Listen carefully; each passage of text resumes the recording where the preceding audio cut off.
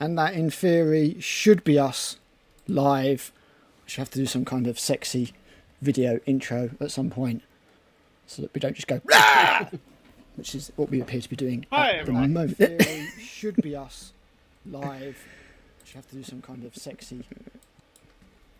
Cool. So we are indeed going, and we are CHEBS. I'm Al. Wait, what? And I'm here with my co-host Matt. CHEBS, which is Hello.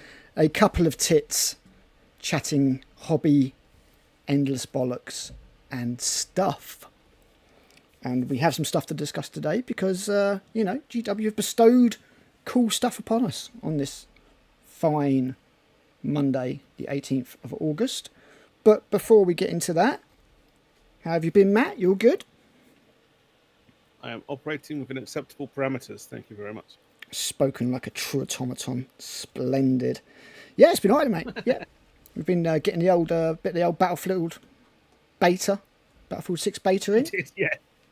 Which may or may not have slightly impacted video productivity. It was has. great fun and frustrating in equal measure. And if anyone's played any of the Battlefield games, they'll know exactly what I fucking mean. Yeah, you die a lot. And there's quite potentially some cheaters out there. You're like, nah, it's bullshit. But maybe not. I don't know. Maybe we just suck. But just look at me. I died. This is bullshit. I invented the hybrid control system. The hybrid control system. It's got to be unique. It's got to be. So, ladies and gentlemen, your first step towards the PC Master Race. Indeed, ladies and gentlemen, I've been a console gamer pretty much all my life, ever since Super Nintendo way back in the day. I've never really played much on the PC, so I never learned to do keyboard and mouse for first-person shooters. Just never learned, so I've never got the muscle memory, and I'm probably too old now. But I will freely admit that a mouse is way more accurate than a joypad when it comes to shooting. It gives you a precision that, it can't be compared. But my fingers just can't do the keys. My mind's just like, what? No. And I end up walking into walls and embarrassing myself very, very quickly, and don't even talk about my driving. But because I'm some kind of idiot savant with the emphasis on the idiot, I've invented a hybrid control system whereby I hold the controller in my left hand and use the left stick to move about and the left trigger buttons and everything to, zoom in or whatever with the sights, and use the D-pad for whatever I need to use the D-pad for. And then I use my right hand on the mouse to give me the accuracy that I need. A partial upgrade. It was indeed. Well, my kill-death ratio improved immediately. And I was just like, wow, I can actually shoot things and kill them now rather than have the stick sort of fighting against me, so that when I go to shoot something, I'm overcompensating all the time. So, that was fun. So, we've been playing a bit of the old Battlefield 6 beta, and it's been pretty good, isn't it, Matt? It's all over now, so it comes out in October. I look forward to jumping back in and swearing at the computer lots and lots. I'm always happy in a tank. Happy in a tank, repairing a tank, blowing up tanks. I'm okay with that. All of those are good. Yeah, exactly. Yeah. My opinion is not my bag at all. Being a pet engineer, just jumping on the back and lying down with your blowtorch is pretty fun. So it's give and take. I fix tanks, I blow tanks up, I drive tanks, yes. I shoot tanks. As long as you blow up the enemy tanks and keep our tanks alive, that's the way to do it. Thankfully, there is no friendly fire in Battlefield 6, unlike Helldivers.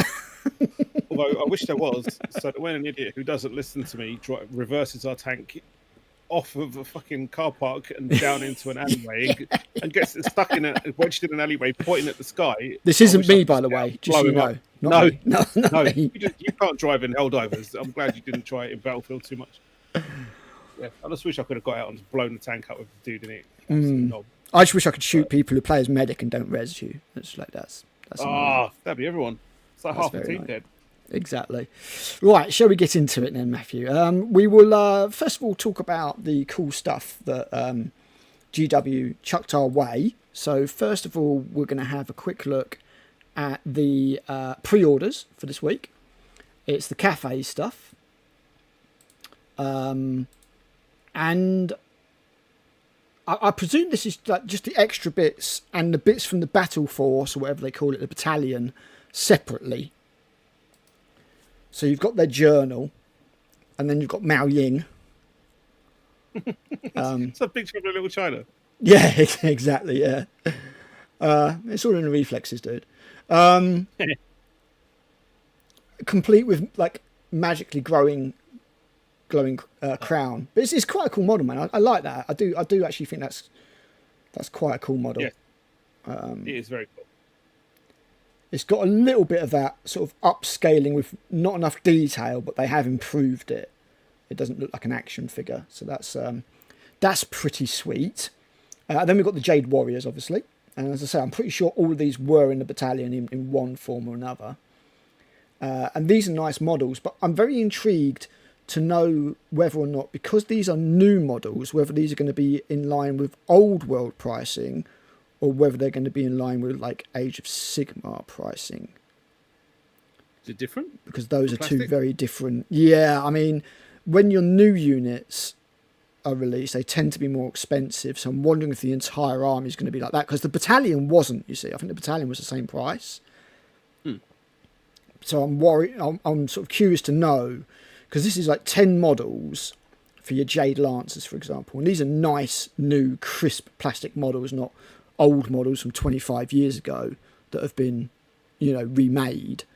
So I am curious to know whether or not these are going to be on the high end or back down towards sort of the lower end of the pricing, because if you can get those 10 new cavalry for like 40 and maybe 50 quid, that's potentially not so bad. Like, I know it sounds like a lot, but 5 cavalry for 25 quid, you're like, that's pretty good. It shouldn't be, but it is pretty good by their by GW standards. So yeah, I mean, we've got that coming. You've got the cannon. It's all nice stuff. I thought it was all pretty good, to be honest. It looks great. I mean, everything that came out, I think, they've been working on Cafe for a long time, obviously in conjunction with the guys at is it Creative Assembly? Creative Assembly. Yeah, Creative Assembly. And it's all come out, tip top, in my opinion. So you've got all that. You've got a nice transfer sheet. It's a big chunky transfer sheet like the Forge World ones. I think the less said about this, the better. I presume there's a good model under there somewhere. But the paint job is not... It's not doing it any favours. No, we're looking at the Praeton now. I really like it. I like the model. I like the model a lot. I just don't... I think the paint job is terrible. I look at the paint job and I'm kind of like... Did you actually bother painting it? I mean, it's just... I'm not good enough to judge. So I kind of go, it looks probably better than what I would have done, maybe. No, I don't know. I can paint better than that. I can definitely paint better. There's an awful lot that's still black. Like, they've left it. I mean, like, if you look at the teeth and everything and the mouth, it's just black. So it's like, it's not even been... They've not even done anything from the primer working up. They've just slapped that kind of shadow. Purple over it. Yeah, it doesn't really work like that, I don't think. I think it's just a very lazy slapdash job on the painting. You're also talking to the person that just puts Nuln Oil gloss on everything. This is true. This is very true. Like, you pretty much, as soon as you heard that Nuln Oil gloss was going away, you're like, no! Yeah, when I've got 10 parts of the damn stuff. So yeah, I mean, we've also got a load of Legion Imperialis stuff, and this looks to be nearly everything they announced. So why don't you talk about the Liber Strategia for a little bit? Because that's a lot more than we thought it was. We thought it was just a compendium, but it is more than that, isn't it? It seems it. I mean, I've not read it yet, so I don't know how much I can say, but let's see what they said about it, because, that's the thing. I mean, I'm presuming you read the article that I linked earlier, at the very least. Well, I was too busy killing stuff, and then I got roped into watching Wednesday, innit? So shocking. Oh, you've been watching Wednesday? I haven't even seen the first season yet. I don't care. Doesn't interest me. It didn't really interest me either, but it's slowly getting tolerable, so it's not that bad. No, designer's notes. But no, I was I looked at it when they first announced this thing today, and I was like, oh, fuck's sake, again? Yeah. Like, I've got all the damn books. You expect me to buy another one? With all just the same stuff in it for all the people that didn't get them first time round. But no, I mean, it looks like the way they've justified it is by just changing up a whole lot of stuff. Yeah. And whether that's worth it or not is probably up for debate. Not a mass one. Just I mean, it depends how much it is, really, isn't it? I mean, it looks like a 40 quid book to me. It's one of the bigger ones for sure. So if it's got nudity, I mean, it depends how much you play Legion Imperialis, I suppose. You know, if it's got that stuff in it. I mean, what I do appreciate is, even though they've gone for this new design of having that weird artwork on the cover rather than a nice sort of battle scene, at least this one's properly shaded and not the cartoony style of the new Horus Heresy, which is all very flat. This is actually, you know, an actual piece of artwork, as it were.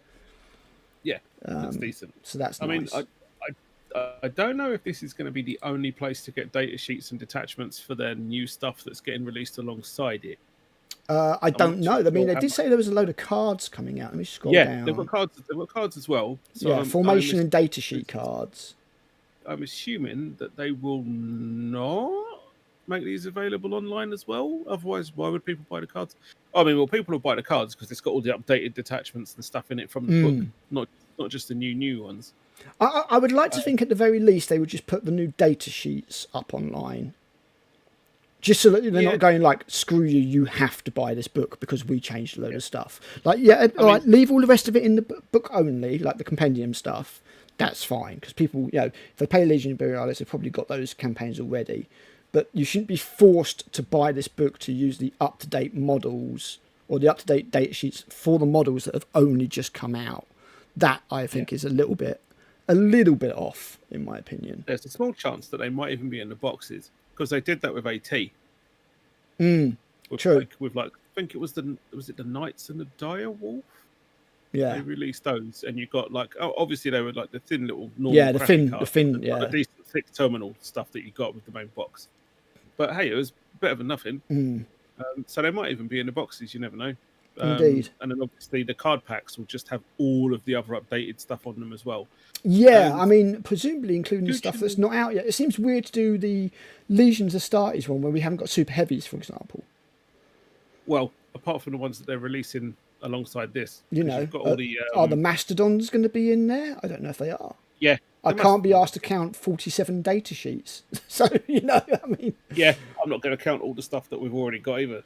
But I reckon it will be. I mean, they're in the book, so why they wouldn't be on the new cards is a bit baffling. They will. I think they'll be on. I mean, it's a nice little way for Legion Imperialis. You get your Vindicators, you get like, what, 8 of those.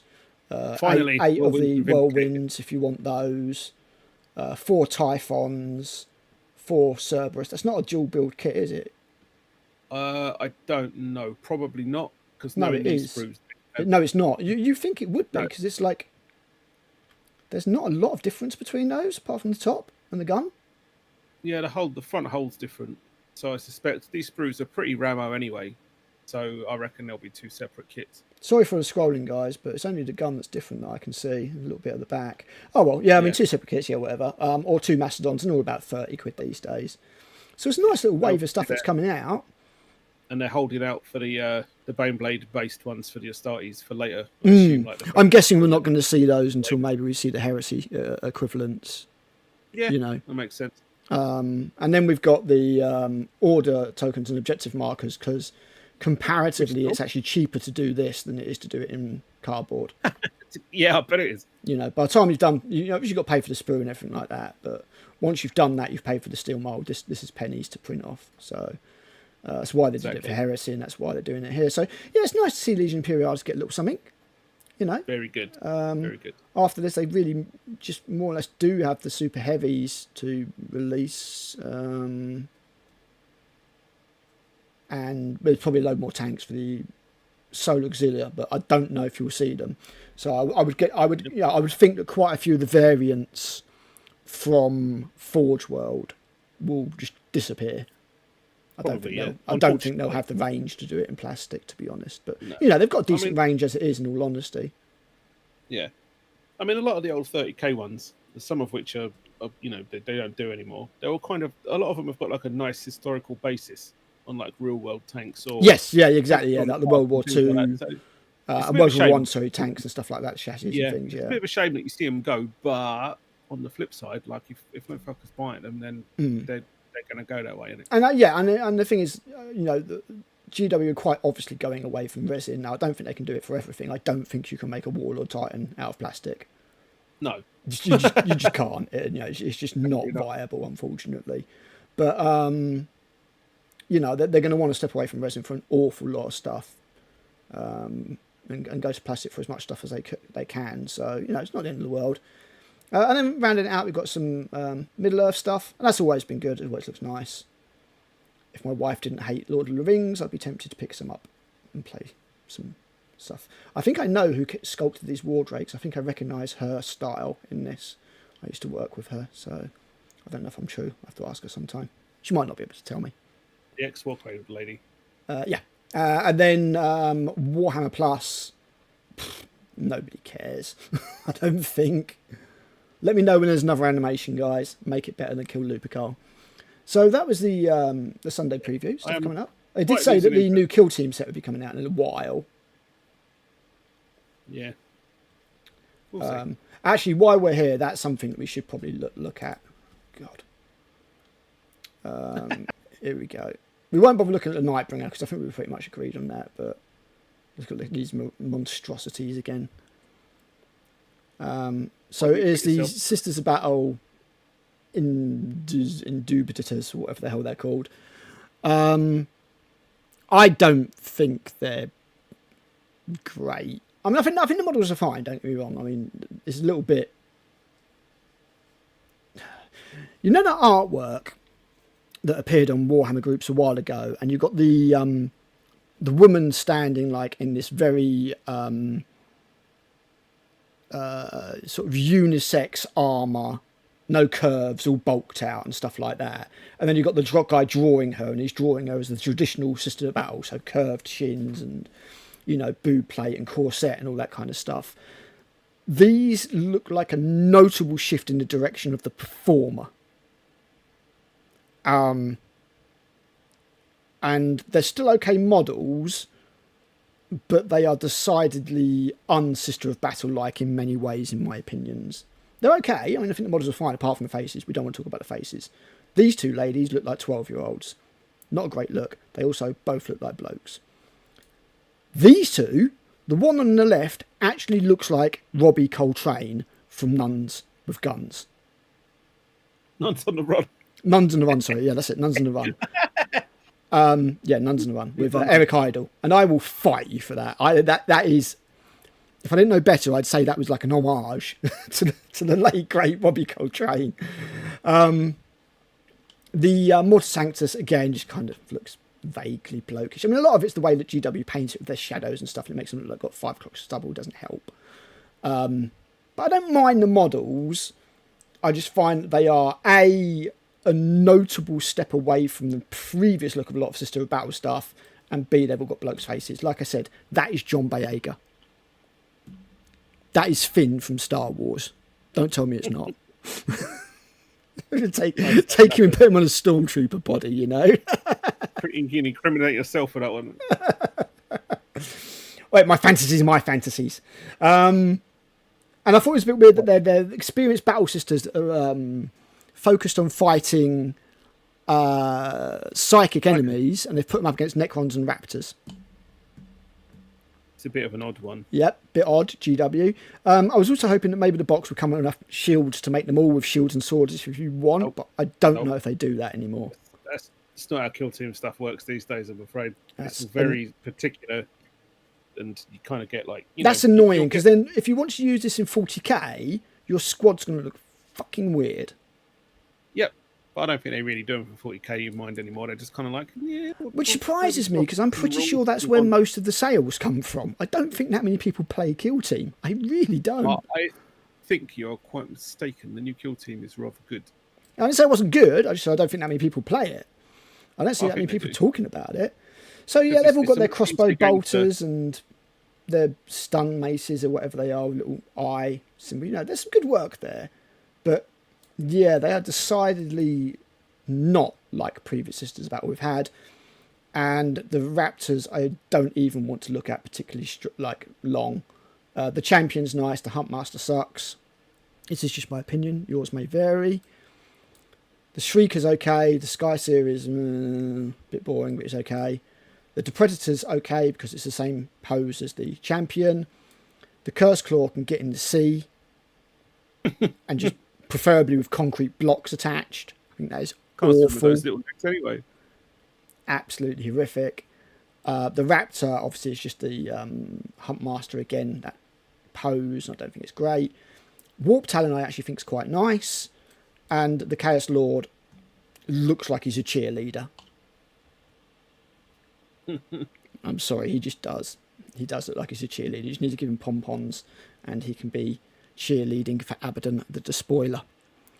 So, but yeah, I'm looking forward to coming out. I like the idea that you fight up against the Nightbringer, or you can use co-op up against the Necrons, and I kind of hope they might do more stuff like that, a bit more narrative fun.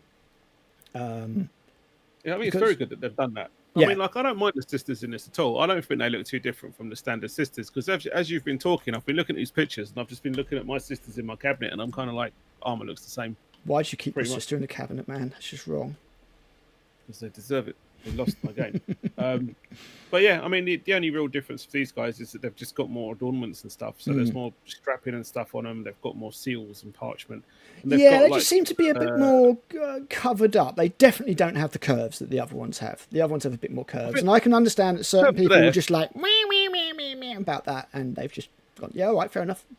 Now they're... I mean, the curves are there. They've just covered them up. Yeah. With bits of robe and whatnot. And whatever those... portlets? I don't know what those hip plates are that Terminators have as well. I have no idea. Nearly everything's got those. Custodies have got them. It's really annoying. Yeah. It's right there, and I'm like... Hip guards. I'm just going to call them hip guards.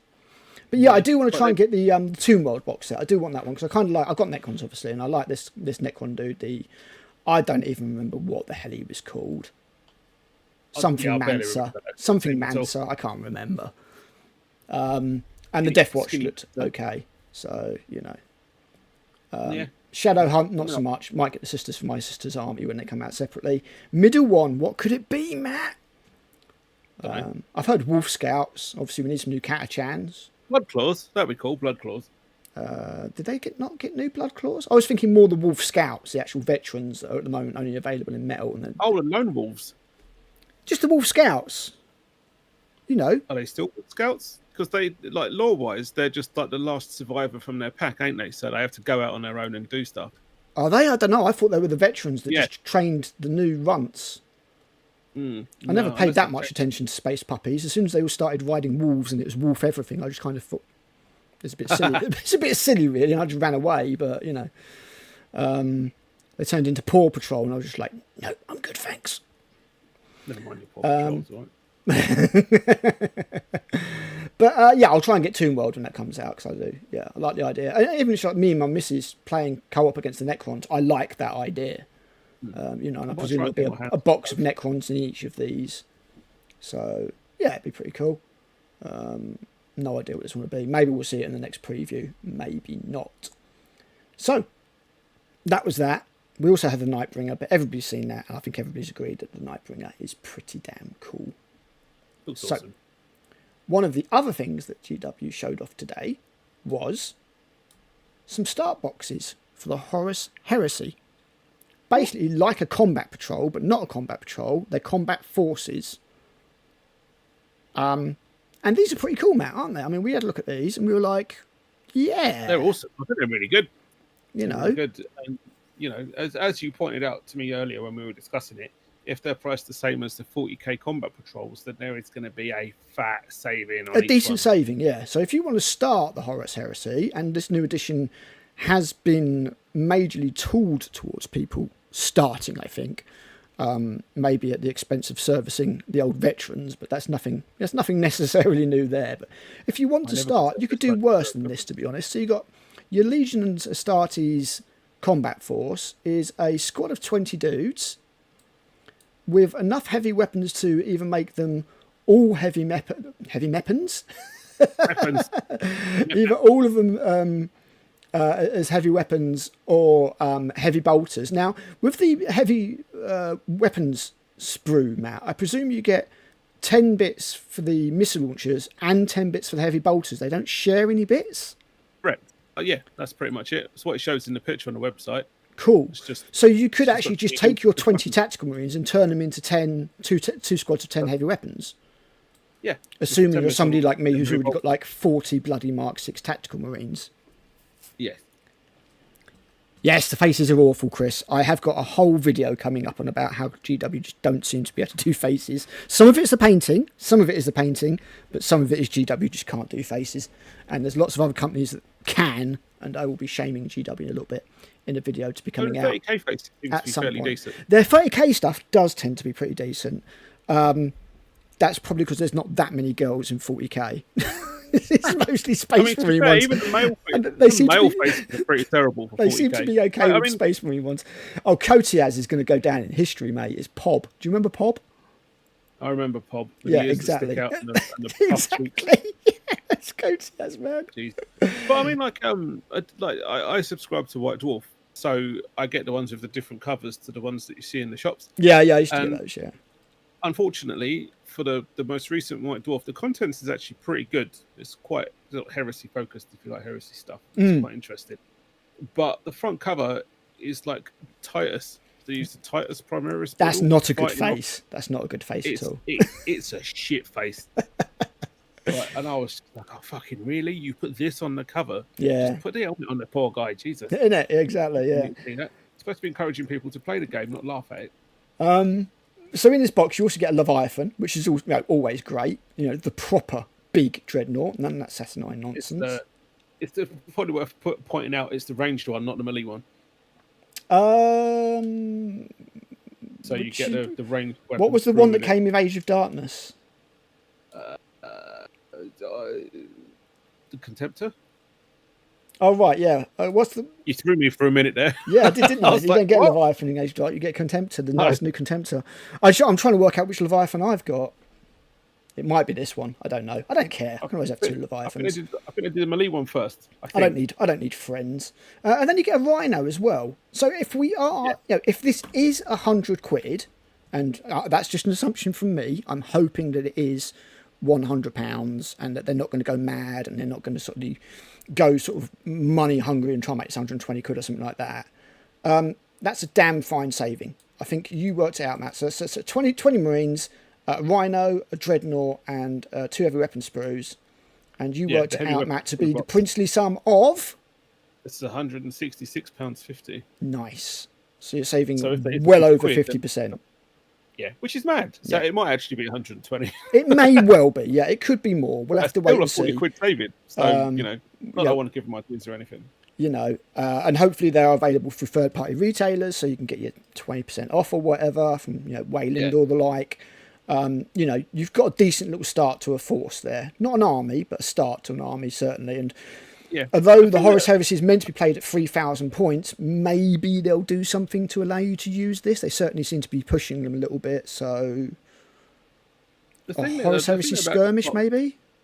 The thing about this box is a little bit peculiar, is that they included a Rhino, which is great, because you're always going to need them. Mm-hmm. But I would have thought that a special weapons sprue would have been better than heavy weapons, because surely your heavy weapons are going to be set up ahead of time, and you want the special weapons guys like the plasma flamer or melters to be down the front, getting in position as fast as possible, so they can kill stuff up close. Yeah, but GW are probably selling loads of heavy weapons, special weapons, and not many heavy weapons, and that's why. Probably. I don't know. It's a good box, though. It's a good box. I think it's a good box, mate. Yeah, I think it's a good box. I think there's some nice stuff there. I presume you get the transfers as well. Because there was... so 2 vehicle transfer sheets, and that's not bad, man. That's not bad. You also get a Mechanicum one. And the Mechanicum one, very, very simple. It is 6 Phalanx, 2 Castellax, and 1 Thanatar with a Flux Bombard. Yep. Don't know why I turned into a... I don't know why I turned into a Somerset farmer there, but... Yeah, the Plasma Bombard. Plasma Bombard, that's it, yeah. Flux Bombard's the bloody Leviathan thing, isn't it? Leviathan one, yeah. Yeah, that's right. Fucking down, Jesus. We know so this one is way lighter on models, but still a good chunky saving because it's 3 boxes and adding them together is like £158.25. Okay, so yeah, a little bit less, but you know that Thanatar is an expensive model. They're cool though. Like I've got 3. I don't need 3, but I've got 3. They're fucking awesome. I've got 2 because I bought the big box, and then my missus got me one for Christmas, and I'm like, I could have 3. Nobody could stop me. You know, just saying. And then you obviously get a Solar Auxilia one. And I thought this was pretty cool actually as well. Yeah, it's also good. Is that new artwork? I think so. So I just realised the other 2 are like... I think it's all new artwork. Yeah, I think it's all new artwork actually looking at it. It might be composite artwork where they've taken things... It kind of looks like photos that have then had a filter applied over them, if you know what I mean. Apart from this one looks like it's actually been drawn. The Solar Auxilia one. Interesting. Interesting indeed. Anyway, your Solar Auxilia Combat Force comes with 20 dudes, 5 command dudes. Command section? Yes. 2 of the stubby little sentinel things. Hermes Light Sentinels. Those. Wasn't Hermes like the god of speed or something? They don't look very fast. They're faster than the heavy ones. Stumpy little legs like that. Like a dwarf. Yeah, but they move them quick. They're natural sprinters, wasted on cross country long distance. Innit? Yeah, but these guys also double up as the Volitaris Sentinels as well because they get their own strike Sentinels. Oh, okay, cool. And then you get Lehman Russ as well. So, Matt, obviously you worked out that one for us. How much are we saving with the Solar Auxilia? Yeah, so that's 4 boxes, and they total out like £150.50. Okay, so strange enough, another little drop, but the reason behind that is that this is like, for GW, this is stupidly cheap. It's like 25 quid or something. Yeah. So you don't, save quite as much there. But again, stop that. Oh, for God's sake. There we go. But again, a decent little army, I think. I mean, the Sentinels you're going to need a few of because off the top of my head, I think they're like 2 to 8 a unit. Yeah, maybe. But obviously 2 is the minimum. It's not like Saturnine Terminators where it's 3 to 6 and they give you 4 in the box. Thanks, GW. Well done. Yeah, well done. Slow clap. But that's a chunk. I mean, if it is 100 quid, and we don't know, there could be more. But I would imagine GW will try and keep it to £100. I would imagine. So. I'd hope so. It's really bad because like I said to you earlier, every time I look at Solar Auxilia stuff, I think of like all the Solar Auxilia stuff that I've got here, like boxed up in the loft, and I hear a little voice like the witch from like Robin Hood, like Prince of Thieves, and it's just like, you must take her now, and like the fucking sheriff is like, I will not take her now. I'll have something in my life that is pure and decent, even though it's clearly nothing like that at all. Because if you've seen the film, And like I look at these, and I hear a little voice that goes, because it's blunt, you idiot. It'll hurt more. Yeah, exactly. And I hear a little voice that goes, you must assemble your Solar Auxilia now. And I'm like, I will not assemble my Solar Auxilia now. I've got nowhere to put the damn things. I have to paint them all as well. And it's just like, no. But it's always a little voice. Just go, do it, go on. I just get Field of Dreams, If you build it, they will come. Oh, is that where that's from? I thought that was just from Wayne's World. No, it's Field of Dreams. Field of Dreams. I want to say Kevin Costner film about a baseball stadium. I was about to say it's baseball, so I never bothered watching it. Yeah. So yeah, that was nice. We've got these nice little It's been a good 30k day. If you play like small or big 30k, doesn't matter the scale. It's good. Yeah. Well done, guys. Thanks very much. Because it's all better than 40k, as we're about to discuss in a minute. Before we get there, though, we'll quickly have a look at the one last thing they showed off today, and that was a load of stuff coming back to made to order. So, I didn't see that. If you did want some old models, and let's face it, who wouldn't? They're awesome. Then you can get them made to order. I have no idea how much. I mean, they're redoing Bjorn the Fell-Handed in metal. The one you could put in a sock and murder somebody with. So, Christ knows how much that'll be. But yeah, here you go. So, you got a weird-ass Noise Marine with whatever the hell it is. I presume it's Noise Marine Champion of some description. Fabulous Bill, the original. Lucius, the Eternal. I actually kind of almost think that's better than the one we've got at the moment, the new one. Some epic Noise Marines, those guys. They know how to party. They know how to party. They look like they've partied too much already. No such thing. No such thing. And this one, I didn't think this was...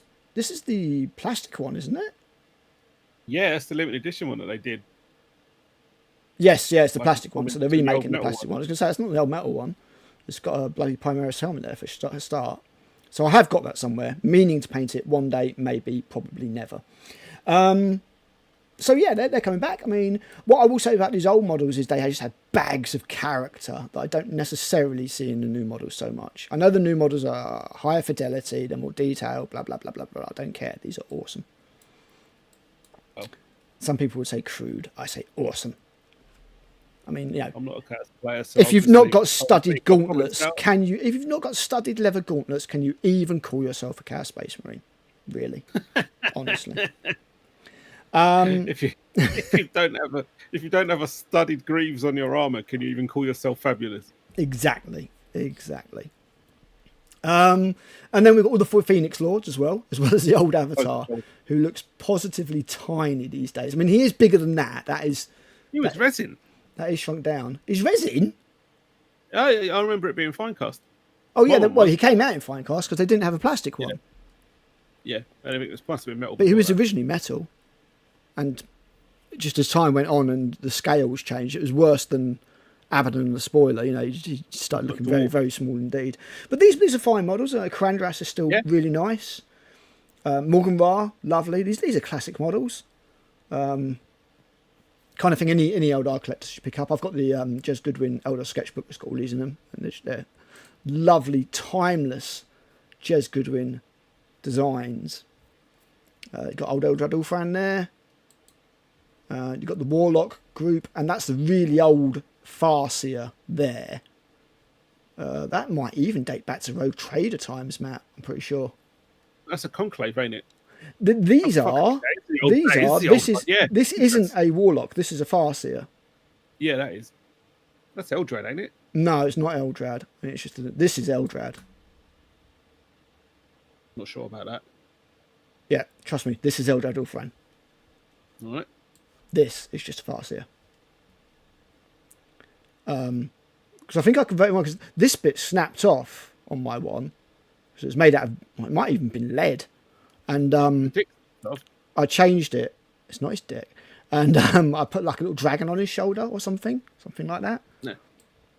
But these are all really nice models. I've painted these many a time over the years. And these are all really nice models. Again, Jez Goodwin specials. Blast from the past. I really quite like the antlered Warlock. I went out of my way and got myself a metal one a good few years ago when they were quite thin on the ground, so I was quite pleased with that. I could be tempted by these, I'll be honest. I think I've got all of those. Price dependent. They're really nice. Metal and or plastic, except for that fucking weird alien one at the top there. I mean, technically they're all aliens, but you know what I mean. Might even wander down to Warhammer World and see if I can get them from there. Yeah, I've got that old Farseer somewhere. And then for some reason the Warp Gate, which I actually thought that was... Stop that. Oh, stupid. There we go. I didn't actually realise that wasn't a current kit. So, okay. No, I didn't know it had gone away either. Fair enough. And then on top of that, we got Space Puppies. Yes, Lucas. Lucas the Trickster, always, his face is just so un-Space Marine-like. Yeah, he looks like he's in an heavy metal band, doesn't he? He looks like he's in bloody... definitely a Loki face as well. Yeah, it looks like he's in Amon and Marth or something, you know? Which I think is the whole point. Probably, yeah, probably. Windrose. Maybe not so much. They're dwarfs. So yeah, that's a cool model. I like that. I don't think it's the only version of him they ever did. But I don't know. I know Mike's got that one because I fought against him a few times. I've just realised he's got his ponytail tied to his side. I wonder if that's meant to be a reference to oh god, what was it between Loki and Mimir? Is it? Cut a braid off. Something like that. Yeah. Okay. I don't know who that is. It looks like somebody's shaved Chewbacca. I want to stand a ferret. Yeah. I don't remember ever seeing that model, Matt, if I'm being honest. No. I'll tell you, when it comes to Space Wolves, who was my main opponent when it comes to, well, Space Wolves, when it was Mike. I know Gribbs had some as well, but he kind of didn't really play much. Actually, didn't John and Gribbs have Space Wolves? Yes, yeah, they both did, yeah. I never liked using them. Mm. Yeah, I don't recall seeing that ever. It's because they're silly. No, I don't remember ever seeing that model before. But obviously this one everybody does. Bjorn the Fell-Handed. In metal? Yeah. It must be metal. Good old bear. Metal.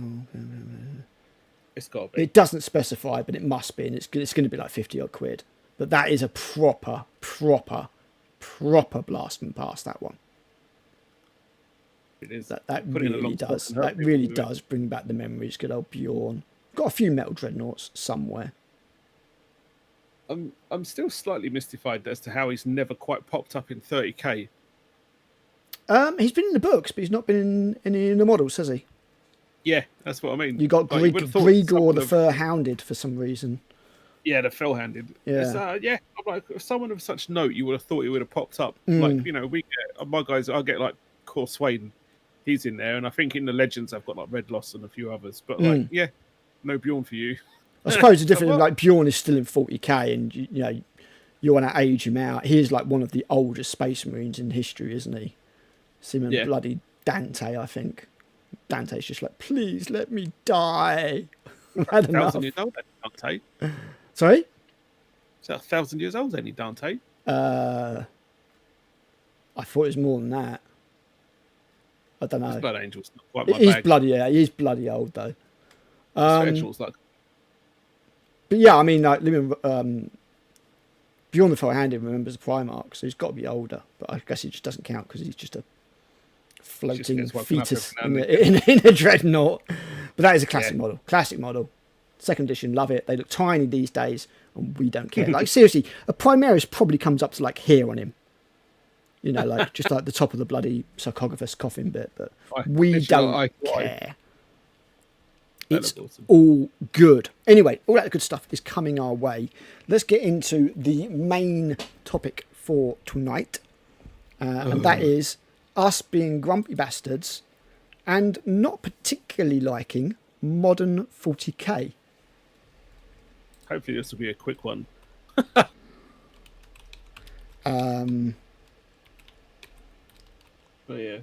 you know, I think there's no denying that we don't like 40k as much as we used to. You know,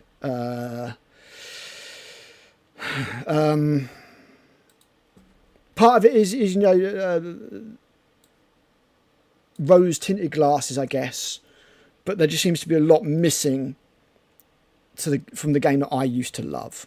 So why don't I just start with one of the first things that I don't like about modern 40k, and this one's an absolute killer for me, and that is the lack of war gear. I hate the fact that I cannot tailor my armies. It really, really, really bugs me. Bonkers. Absolutely bonkers. You know, I wrote out a Tyranid army when 10th came around, and it was just one of the most depressive things I've ever done, because it was just like 10 termagants, 70 points, 10 termagants, 70 points, Lictor, 110 points, or whatever the hell they were. You know, no biomorphs, no way to change what is meant to be the most adaptable race in 40k. It's like the shitty 5th edition codex, but worse. Yeah, worse. Just stripping all the flavour out. You know, if you wanted to have a tailor-made high fleet, you more or less could. You'd have to sacrifice points, for example, or whatever, to do various things and give them various biomorphs or whatever. But you could do that. And now it's just, you know, your flavour comes from a detachment. You know, you can have that detachment, and that gives you a special rule, and that's the flavour you get. And yes, Chris, I do agree, and that's something else that I will bring up in a minute. So yeah, that's also in there for sure. But yeah, the lack of war gear, the crap that is army building now, it was actually a deal breaker for me, I think, if I'm being completely honest with you, Matt. I know it's designed for people who just want to get their armies to the table or whatever, but it came at the cost of the narrative and being able to be like, you know what, I want all my guys to have, I don't know, some kind of grenade or whatever, and maybe I'll have to sacrifice a guy out of that squad. But that's cool because they're surviving veterans from a previous battle, and that's why they're like that. You know, you could headcanon it, you could do all these things. It was a framework to build what you wanted into and make an army your own. And that seems to be gone now. So all we see now is just cookie cutter armies. So yeah, the loss of war gear was a big thing for me, and that'd be the one thing that would have to come back 100% for 11th for me to even consider it, to even get close.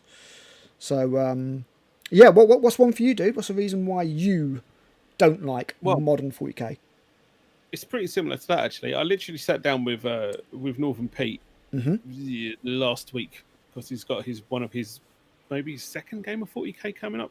It's like I'm kind of gutted for him a little bit because I'm like, mate, I've spoken at you about 40k for like 30 years now. Like, you've known it for a long time and you've never played it, and you've always joined me in like 40k games like Dawn of War and suffered through it.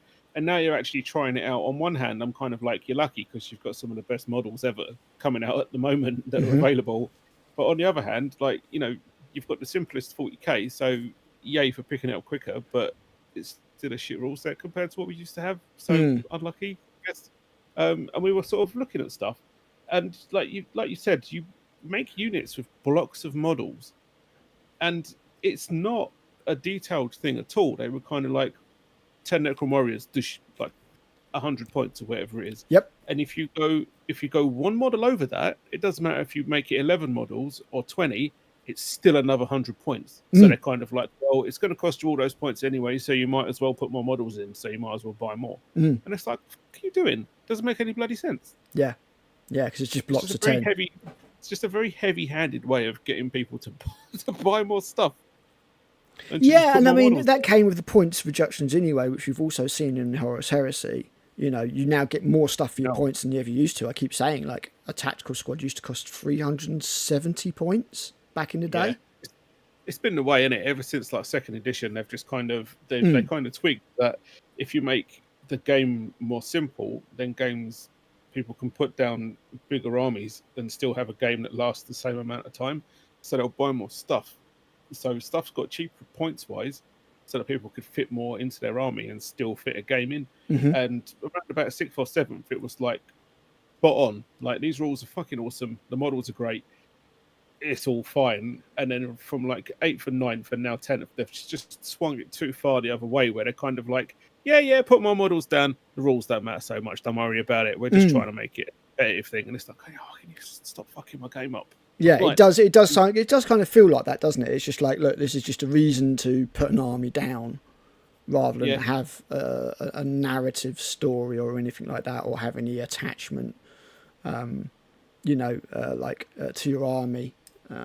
Just seems to be a thing that they're going for, presumably for the competitive crowd, like an e-game kind of thing. And it's just like it works for Kill Team, because you've made it from the ground up that way, and there's not a lot of history there for people, and it's small units of models, so they feel a bit more special and personal to you, because every model is an individual, and you get your kill team, you paint them the way you want. Sometimes you'll be like, this is so and so, blah blah blah blah blah. Some people get backstories for all their guys and whatever, whether they tell their friends that they do or not. It's nothing. Yeah, well, I mean, I gave all my Necromunda gangers names. They had backstories. They had, things that happened to them in my games of Necromunda affected their characters. It turned them into characters. So my plucky little Juve, Justine would be like, maybe she'd just be crap and get killed off straight away, but she might end up like going through the ranks and becoming a gang champion, and these things were, really, really a big part of what made us do what we do. Yeah, they resonate with people. People love that stuff. But there doesn't seem to be much room for that in 40k anymore. Now they're just like put as many models on the table as you can, roll dice with predictable results, make the results as predictable as you can, so there's far less random stuff in the game, so that people don't get wow, this went wrong.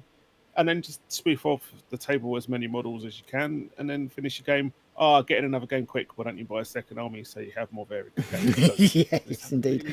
And I firmly believe that it's too bloated anyway, which we'll get to in a second. But let's just quickly talk about what Chris said here. So he said it feels like GW tries to get rid of the 7th edition and prior atmosphere of a decadent, ignorant, decaying empire living in the shadow of a golden age and beset by horrific monsters on all sides. What a great slab of text that is.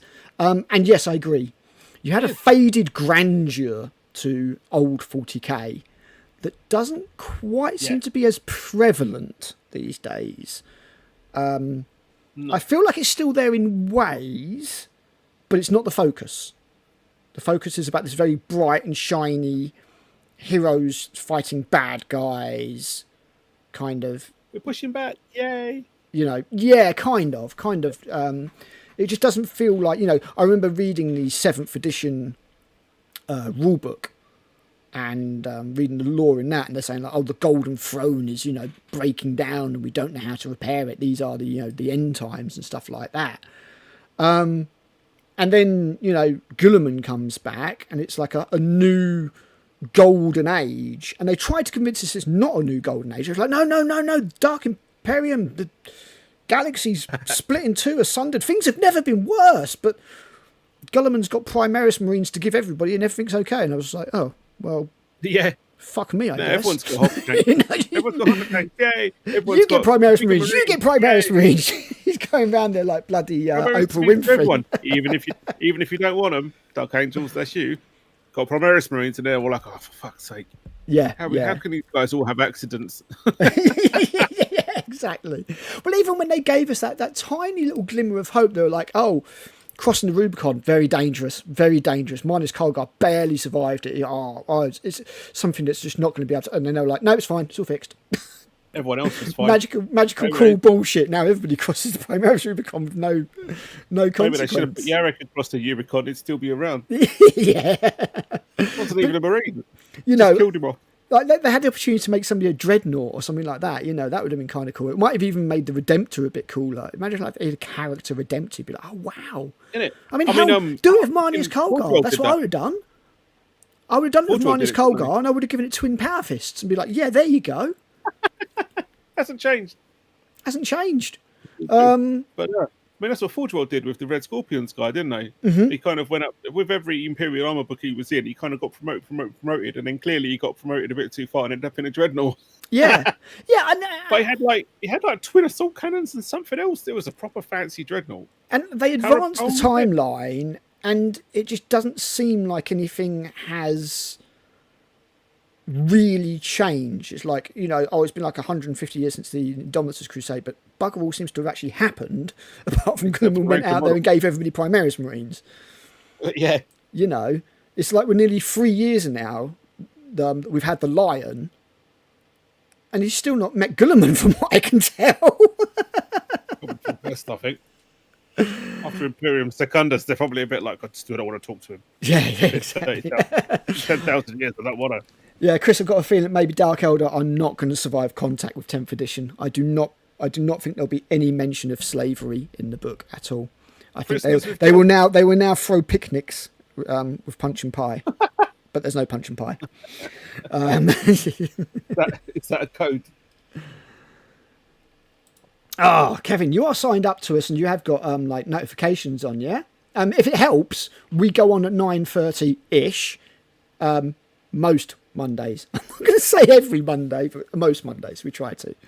We do try to. Next week we're going to be doing another 40k Codex, so yay! Second edition 40k Codex, sorry. So yeah, I mean, yeah, it's all changing. It is all getting a bit more bright, a bit more palatable, I would say, and notably less grimdark. And in some ways, that manifests itself that the penitent, sorry, not penitent, the Repentia, they've now got shifts on rather than bandages, and I'm kind of okay with that. You know, I mean, that's it doesn't bother me too much. It is a bit of a toning down, but you know, it doesn't bother me if it makes it more accommodating to certain people, particularly females. And I'm like, okay, whatever. It doesn't bother me, but anything to do with the law, that does bother me, you know. And I think that just, you know, I think that's just a thing that, unfortunately, we may well just have to accept as time goes on. That it probably is going to go more this way. I mean, I can't see the TV show being anything, you know, as crap as Alien Earth is. Alien Earth is at least a horror sci-fi show. It might be badly written, but it is a horror sci-fi show. I don't necessarily see the 40K Amazon show being like that. I see it being slightly more sort of young adultish. Obviously, we haven't seen anything yet, but I'd be very surprised if GW were to make it something that's not accessible to the young'uns, if you know what I mean. But we'll have to wait and see. So another thing that I do want to say that does annoy me about modern 40k is the way that every single unit has a special rule. USR's for a reason, you know. Yeah, Why exactly. even put them in the bin? It's so unnecessary. It really is. You know, like, yeah, there should be some elite units or, you know, some special, you know, characters and stuff like that should have some special rules, but there's no need for every single unit in the game to have a special rule. It's just slowing everything down. And you're just like, yeah, that unit, they're like -1 to hit and this, and you're just like, oh, really? So I kind of feel like that I feel like what they've done is they've kind of stripped the complexity away from the game rules to make it as user-friendly as possible. The core rules, yeah. And then put, like, all the or try to put the complexity and the flavour back into the armies, but via the way of special rules, rather than giving them war gear options and allowing you to make them your own, if you know what I mean. To try and represent that,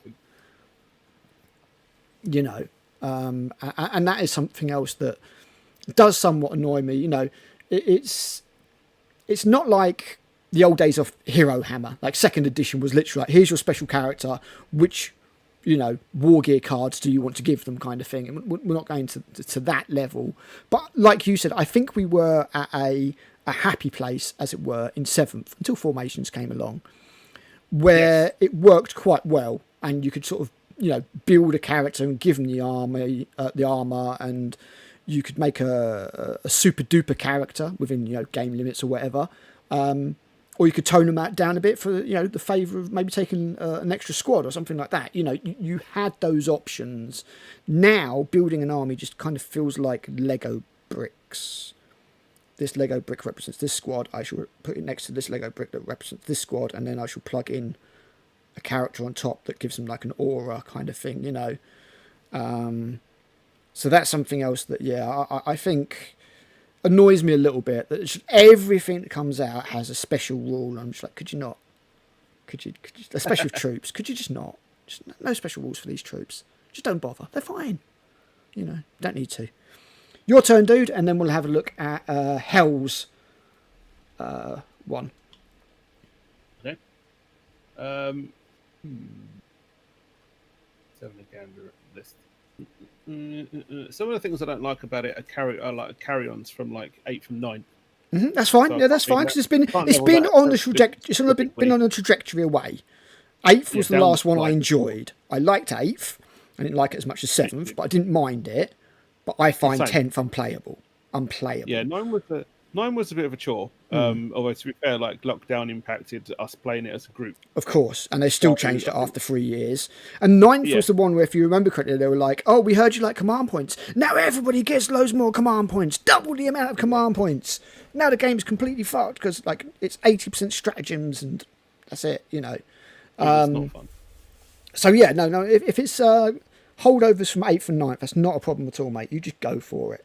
That's what we're I here think for. it's just arbitrary changes to the rules, and I don't know if it's because I've played 40k since Rogue Trader for the most part, and in Rogue Trader, as we've covered before, it's basically an RPG crossed with a skirmish game, and with RPGs, everything is quite granular, as people would say. There's a whole lot of stuff that you can adjust to do with your army and each model or each unit or whatever. Exactly. It was a framework, wasn't it? I mean, Rogue Trader even had, like, you built a hero from scratch.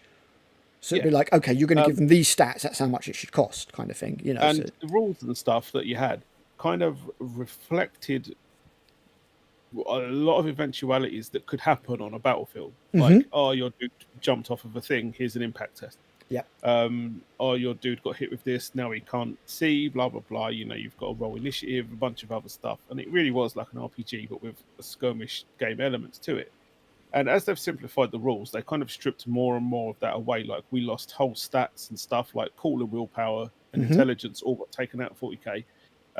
Wasn't really missed, I suppose, for the most part. But then they eventually got around to removing, like, initiative and that kind of stuff. They took out initiative, weapon skill, ballistic skill, and it all got transferred to weapons, which is bullshit. But, like, and then they just sort of just randomly started just arbitrarily changing rules for no reason that I can see. I mean, the reason that they've done some of them is because they fucked up the core rules, and then they had to just sort of go, oh yeah, this is a rule, unless your dude has this, in which case it doesn't apply, because we could have come up with something that affected everyone.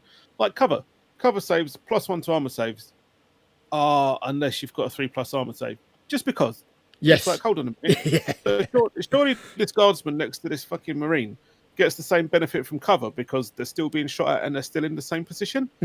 No, the power armor guy cares not for the cover. He's just going to strut around because he can. And it's like, hold on a minute, that doesn't make any fucking sense. I mean, I suppose it's kind of lore accurate. I mean, the Space Marines are meant to be, you know, bulwarks on their own, but it doesn't do much from a game perspective, really, does it? No, I think, you know, you're still going to have people that put their Space Marines in cover to keep them safe. Yeah, I mean, like a las cannon's probably not going to want them walking around out in the open. They're No, get turned quite. into a pair of smoking boots. But it's just bollocks. I mean, to be fair, I don't think 40k has ever really done cover well, because in my mind it should be a minus to hit. Yeah, I thought the Necromunda version was perfect.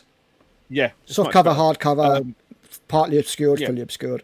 Boom, done. So it's a negative to hit, and I think it's actually might be similar in Kill Team. It's been a while since I played it, but you know, it's like, why have one rule for stuff unless a basic stat line on a model is different, and then you can't? And it's like, well, that doesn't make any fucking sense to me. It's not logical. I mean, it makes sense for gameplay because you don't want people having a 2+ saving cover, because then you can't sweep models off the table into a bin and get onto the next game with your second army or whatever. Yeah. But logically, it makes no sense. Like, in the setting, it's like, you know, this guardsman is behind a ferrocrete barricade. This marine's behind a ferrocrete barricade. Why does the marine not get the benefit, but the guardsman does? You know, they're both behind the same thing. It should fucking work. I mean, I just guess it's because Ceramite is meant to be stronger than ferrocrete, but as you say, it should be a minus to hit because you're hunkering down behind the cover. You know, it's not. And it's just bollocks. It's like twin-linked weapons, reroll wounds. I'm like, why? You know, you've got 2 guns firing on a target. It rerolls to hit because you're almost twice as likely to hit than you are with 1 gun. No, wounds now. Wait, okay, fine. I guess. I mean, I disagree, but you know, whatever.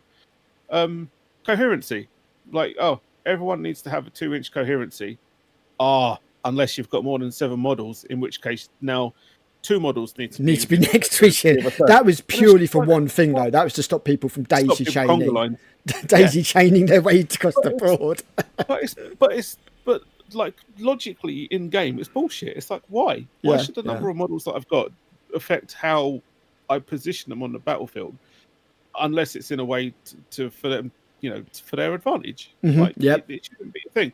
And it's like blasts. You know, blast weapons. You +1 to to hit or whatever the fuck it is based on the number of models that you hit in. It's just like, it's just a lot of really abstract stuff. Just bring back blast templates, please. Yeah, it's just a lot of abstract stuff that's changed because that each one of those little tweaks where there's like an exception to the rule, it's just like, to me, it's like a little band-aid on the fucking rules because it was shit to start with. It's just like, please just do a better job. Yep, yeah, I get that. So let's have a look at two rule sets. Two rule sets is fine. Yes, so that is probably the main thing that I would want, and we'll get to that in a second. So Hell says the streaming of army rules, abilities, and reduction of cool units, characters, and character has made it really stale. All the new art is so bright and is fully digital. The cover art for the new Demon Hammer book, that is bad. That is horrific. I think in general, a lot of the codex art and stuff just doesn't inspire me anymore. Like the last ones I remember really, really liking were probably like maybe the Raymond Swanland stuff. They were mostly awesome. My Dark Ages one especially, it looked fucking great. That's the one where you got the guy extending the pistol out the front of the book, haven't you? That's it. I liked it so much. It's next to my front door. Yeah. I mean, I like the old stuff that looked like a heavy metal album cover, you know. The stuff that actually looked like it was kind of painted. That was that was the way for me. But I did also like, you know, sort of your Clint Langley, and he had a very digital style as well. You know, so I think, as we were saying, it is definitely getting toned down, and the colours are noticeably quite different. Which, you know, second edition was colourful, but it was colourful in an 80s kind of way. Definitely. A lot of stuff, and this is something I've noticed with Dungeons and Dragons in particular. Not that I do Dungeons and Dragons, but just the artwork that I've seen is very colourful in a comic book kind of way, I guess. Yeah, it's very saturated and OTT, very stylized. Yeah, exactly. I mean, maybe even looking at this picture of the Ultramarines versus the Tyranids in the background here, it's okay, but it's not one of my favourite pieces of art by any means. In fact, I couldn't even tell you where it's from. I presume it's from the Leviathan book. Presume it is. I couldn't tell you, but I'm guessing it's in there. And yeah, it does feel like they're gearing towards mainstream Marvel money, that kind of stuff. Yeah. Definitely less mature themes, less edge. I mean, the Paul Dainton stuff, me and Matt did a whole episode of CHEBS where we went through our favourite pieces of artwork, and I picked out loads of those. Yes, Jack, we just talked about it earlier in the stream. They're good value, saving you about 50 to 60 quid each. If they're £100, we're guessing they're £100. You watch GW go and do them for 120 now. Hopefully not. Yeah, I'm hoping there'll be. It's still a 40 quid saving. Well, especially, I mean, the fact they're called combat forces and then you've got combat patrols, I feel it'd be a bit gouged to kind of make them more. They should be in line with that. But they look great. Old school comic books didn't look like crap. I'm reading Martial Law at the moment because I'll be doing a video of somebody on The Boys soon, and some guy went, "Oh, The Boys is just martial law," and I was like, "Martial law? Never heard of it." Looked into it. I was like, "Oh, Pat Mills, awesome!" And I'm reading that at the moment, and it's quite messed up, but it is quite like The Boys, actually, I have to say. Yeah, I've got a couple of signed Clint Langley pieces that I got at a games day I went to. I think they were on the wall behind him. At the end of the day, I said, "Oh, dude, can I grab one of those?" He went, "Yeah." Do you want me to sign it for you? I was like, "Yes, please." I think it was the original cover of Nightbringer that he did with Uriel Ventress on the front, which is tucked away in one of my folders, art folders somewhere. So, the artwork is definitely taking a hit. It really is. I don't think I could think of many modern pieces that maybe just go, "Oh, man, that makes me want to collect that model." Amazingly, like, I'm inspired by that. Even the Horus Heresy stuff tends to be very Photoshop models kind of view. That works out cheaper for them. But I think about things like the Karl Kopinski Still Legion picture, where it actually looks like a Renaissance picture. That is an amazing piece of artwork, and you can see the brush strokes in it and stuff like that. I didn't mean that as a pun with Carl having a stroke. I just mean you could see the brushstrokes in it. I don't think anyone would have picked up on that unless you said it. Yeah, probably. I Oh no, like talking about old comic books and stuff. I've just about to start reading the Rogue Trooper collection. Yep. They've re-released all the old Rogue Trooper kind of compilations, like Mm-hmm. annuals they did, into 3 The omnibuses, yeah. I've got 2 of them, so they're not out yet. So looking forward Cool. to getting stuck. Yeah, I mean, I've got loads of the Judge Dredd collected files. I've been working my way through those Nice. and stuff like that. So yeah, I mean, even the comic books that 40k did recently were decidedly very different from the Warhammer Monthly stuff that we got back in the day. You know, and it is just say part of it's just us being old, but it has changed. It's like, you know, there's no denying it. So another thing that really, really annoys me about current 40k is, and this has been a thing since Age of Sigmar, and I hate it, mortal bloody wounds. I've got that down on my list. It says mortal wounds. I don't know what it is, but something in me hates the idea that you can automatically cause wounds and there's nothing you can do about it. When there's already mechanics in place to cause wounds. Yeah. So you should just make something powerful enough to negate saves. Yeah, exactly. It just seems like everything entirely and just go, oh, more wounds for you. And it's like, this sounds like a bullshit cop out for me to remove more models off the table. yes. It does. It just seems to be like just a big fuck you, mortal wounds. Yeah. You know, like a no skill kind of thing. It's like, I've taken this unit, it is going to do a certain amount of mortal wounds to you, and there's nothing you can do about it. Yeah. In the old days, it would have been like, this unit takes X, you know, X strength 7 hits with no saves of any kind allowed. And that's fine, because, you know, it's the hit that does the damage, and you have a chance to save it. It's a strength hit, it's toughness, you know, it's not just like LOL's deletions. Yeah, that's the thing. It's like no roll to hit, no roll to wound, just you're deleted. And I'm like, thanks. Okay, I guess I'll just remove those models that you've decided that I no longer get to use. You know, it's just... and while we're there, actually, I do think that modern 40k is far too killy. Far too killy. Like, well, you need to make it more killy because you've got more models on the table. Well, this is it, isn't it? But it's like... I played a little bit of bolt action. And when you're playing bolt action, you're hitting on like 5s and 6s. And then you might be like wounding on 5s and 6s. So a bunch of guys shooting. That's like Battlefield. You know, actually, I don't think there is a roll to wound. I think it's just hitting and save. But yeah, I mean, it is just like, you know, when you've got a unit that's hitting on 2s, re-rolling 1s, and it's like, yeah, out of my 10 dudes, I got 20 bloody hits. And you're like, okay. And then like you get like 9 guys deleted from that. You're like, well, bit pointless.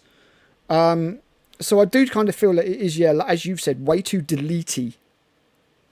You know, and it is about just sweeping models off the board and you know, wiping out units. Whereas you might have in the old days, especially with the old cool rules like, you know, insane bravery and stuff like that, you might have these game-defining moments that were completely random. Yeah. You know. Number 1, it ain't going anywhere. Yeah, exactly. You know, and that's been stripped away in favour of just getting these dice rolls out of the way as quickly as possible. You just churn through your dice rolls. The other person removes units. And you just don't seem to get these mad moments that I see anymore. That game's memorable. That makes games super memorable, you know. A game that you will remember... forever. Yeah, pretty much. I've got moments that I remember from second edition games. That I played 30 years ago, nearly 28 years ago. We don't do numbers here. We don't do numbers. And that just doesn't seem to be a thing anymore. I think it was oh god, what's his name? Goober Town, something like that. He said you have a relationship with your dice tray, not with your models, and it does feel like that. You know, it's obviously, I've always said it's like the Rimmer Risk story. You know, you remember the dice rolls, not what happened because of them. And that seems to be a bad place to go. So Chris has said the biggest game killer for me is the ancient I go, you go, no alternating activations. I find it so bad personally I can't even watch 40k games without feeling the current system is bad. Now, I honestly thought this was going to go in the bin come 9th edition. yeah, I will say this isn't modern 40k, but you are absolutely 100% right, and GW's stubbornness around it absolutely staggers me. Yep. There is a reason every other gaming system does alternate activations. And I don't know why GW just can't work it out, man. It's pure stubbornness. It's got to be pure stubbornness because I don't know if it was 9th or what. They even had to put in extra stratagems to give the player that goes second more defensive benefits. Yeah, they did. They did it in chapter approved. So they put out chapter approved. An indicator that you're doing it wrong. Like when it's got to that point. I mean, it's less of an issue when you've got less models on the table. So in earlier editions, it was still a thing, especially when the towel rocked up and they were mostly shooting. Yeah. So you had to be very, very careful with your model placement so that they weren't just getting wrecked from a distance immediately. Mm-hmm. But the more models you put on a table, the more shooting you're going to be, you're going to encounter, and the more clear the game. You did get to the stage where you either hide everything on the first turn, and I've seen games like that played on play on tabletop, where the guy's like, "I'm making sure everything cannot be seen on the first turn," kind of thing. Yep. In which case, your first turn's completely bloody pointless, or you run the risk of one of your models being deleted before you get a chance to use it. So if you've deployed something on the table and your opponent just goes, right, I'm just going to focus like most of my army deleting that one unit, it's going to go. Yeah. So you start the game at disadvantage and you're just like, well, again, thanks. And it is more prevalent with the new system, as you say, because you have more units and there's more firepower being levied. Back in the old days, it might be the only thing that could hit from across the board was the dreadnought or a tank. Yeah. Nothing out of range long enough. Unless you had Devastators. Well, even then they might not always be able to see through the trees or whatever that used to be all over 40k tables. But yeah, alternate activation is a must. I don't think GW are going to do it personally. But yeah, it is one of the strangest things because it would instantly fix so much and it would add strategy to the game. It's such a weird hill to die on. I honestly don't understand. It's like their paint pots. It's like Legions Imperialis, alternative activation. AT, alternative activation. I mean, Heresy doesn't, but it still works anyway. Because it's still an enjoyable game. Yeah, I mean, I don't know why. I genuinely don't. Yeah, I mean, Kill Team. I don't know about this version, but the previous version definitely had alternate activations.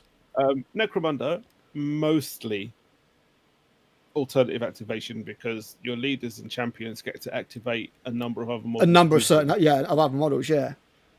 Which is still a cool idea. Like, it's kind of like a hybrid way of doing it, and it still works. And it would add so much to the game because you could put like a mind game in there with it and everything. You could be sort of like, oh, am I going to activate? Oh, he's activated that. Why is he activated? What's he going to do with that? That kind of thing. And, has he got something planned for the rest of it? Is he waiting to see what I do kind of thing? The current you go, I go system is it's horrific. Yeah, the bigger the game, the more you just stand around twiddling your thumbs. Like, oh, fuck's sake. That's another reason why I almost always prefer playing 2v2, whether it's 30k, 40k, whatever it is. One, I've got a mate to confer with, which is immediately more interesting and sometimes amusing than just being myself against another opponent. And two, if everyone is on the same page on your side, and people know the game well enough, you just have two halves of the army working at the same time. Yeah, yeah. And it just speeds things up. We see Horus Heresy obviously has something built in to mitigate that, which is the reaction system. Yes, so your opponent is doing things in your turn. Yeah. But I don't know why they just don't bite the bullet and just cut that down. Even if they had a thing where you get one token per turn, where you can activate something out of turn or something, you know what I mean? Yeah. Or the current system, Alpha Strike and everything is just so horrific. And like Chris says, it's like you take your turn and it takes half an hour. Now I'm going to take my turn. Enjoy the next half an hour. Yeah, it's just another reason why I don't watch battle reports. It's so fucking boring. Unless it's like SEO Winters where most of it's cut out. He cuts most of it. Yeah, I can't watch people playing 40k. I can't. It's so boring. It's one of the problems I had with Liam's channel. Not that he doesn't, he puts his amount of presentation and effort and all that kind of stuff. I'm not knocking that. Oh no, it looks great. But it is just two dudes playing 40k, and two dudes playing 40k can unfortunately be very, very boring. It really can. Yeah. It's like fishing, right?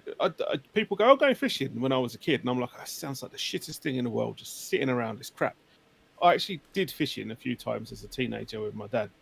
And I actually really enjoyed it because you're just chilling outside. It's all about the experience, isn't it? Yeah. Yeah, and you're sitting there keeping an eye on something, and then when it kicks off, it's like you versus the fish. Yeah. Go. And you're not trying to. It's just like tech support when you're looking at that monitor waiting for it to flash red. Exactly. Yeah. When I was doing the night shift. but watching it, fuck me. Like, why would you want to watch anyone fishing? I don't understand. It's just like sitting around most of the time, and then a thing bobs, and then they either get a fish or they don't. And I mean, it's interesting to see what kind of fish they get and how big it is. I'm not entirely sure that fishing is a spectator sport, but yeah, maybe. No, well, yeah, it's just fucking boring. Yeah, no, I agree. I mean, that's why I like channels that I like battle reports from. I like Play on Tabletop. I like the sports style commentary they give you, where you don't see the entire game, but they give you all the salient, relevant facts. I like that. Yeah. Winters, because he just cuts loads of it, and it's like, we've moved all our models. Here's some dice rolls, and I'm like, yes. I like him. He's a good, humble fellow. He is a nice chap, Winters. I'd like to meet him at some point. Yeah, that'd be cool. Maybe like does the convention circuit and stuff. We could stalk him in a nice way, Winters. In a nice way, just say, "Hi, dude. Good work." Not in a run up to you with a pillowcase and put it over your head and take you somewhere. Not like that. Like Borat. And then there was another one I was watching recently, and I can't remember the bloody name of it. It will come to me. No pressure. No pressure. It was like, I don't know. I watch loads of stuff. I do actually watch quite a lot of different YouTube content. Varak's gone on holiday, mate. This is our chance. Still, all of his subscribers. Our live streams will never have anybody going, Isildur! No. Probably not, anyway. I think the turn system is just, it's so antiquated more than anything else. It worked in second edition because you had like 5 units per army. It wasn't too bad. Now you've got like 12 units per army or whatever, and all your stratagems and that kind of stuff. You can really put the hurt down on somebody in a way that they can't really recover. No. A lot of games are decided in the first turn unless you're really. And again, they put stuff to mitigate it in. Like where you score on the end of your 5th turn if you're the second player and stuff like that. But if you haven't got an army left to score with, it's not really going to help you. Yeah. In all honesty. Right. Another thing that I can't stand about modern 40k is the bloody card secondary system. I have lost count of the amount of games that I've seen on Play on Tabletop or whatever where they draw the card on their last turn and they're a certain amount of points behind, and then they're just like, nope, can't do those objectives, can't win the game, game ends. And I'm like, well, that's a bit shit. How does that feel? Like, if you've drawn a different card, you might have had a chance to win the game, but because you've drawn that card, you're fucked. It's kind of baffling in itself, because I'd like to think that any decent military commander, obviously I've never been in the military, so I don't know how competent most commanders we need Bailey are. here. I'd imagine they're quite competent. Yeah, any Bailey or John, they're both military people. I'd imagine most commanders are competent, who have been tested in active war zones. Otherwise, they wouldn't fucking stay in a command position because they did such a shit job. But it's like, why would a commander just pull some random objective out of its ass when you know what troops you've got at your disposal, where they are on the battlefield, and what they can achieve? Oh, here's something that you've got no hope of achieving. Get this. And they're like, what? Yeah, exactly. Like, I cannot do this objective. Well, do it anyway. And you're like, And again, they've got something built in to mitigate it, where I think you can swap it out and stuff like that. But again, I've just seen so many games on that last turn, and they're just like, they draw the card and they go, "Yep, can't do it, you win." And I was like, "Well, that's shit." Yeah, I mean, it's an attempt to make things interesting, but it's just illogical and crap. And the current system of 100 points, I don't like it either. I think it's 90 points plus 10 for your painted models, but I don't like it. I liked it in the old days, you know, where you always felt like you more or less had a chance of swinging it, because if you could get that behind the lines, or maybe if you could get that slay the warlord, it might swing the game enough. But these days, it seems like if you can just keep somebody off the objectives for a turn or two, they've got no chance of winning the game. Yeah, and I'm just like, that doesn't appeal to me, I remember that game we played, and I think it was with Bailey, and it was you and me versus, I think it was Orcs and Imperial Guard. Ooh. And Bailey tried to stop us on the last turn by putting a big ass tank, it might even have been a Malcador, in front of us.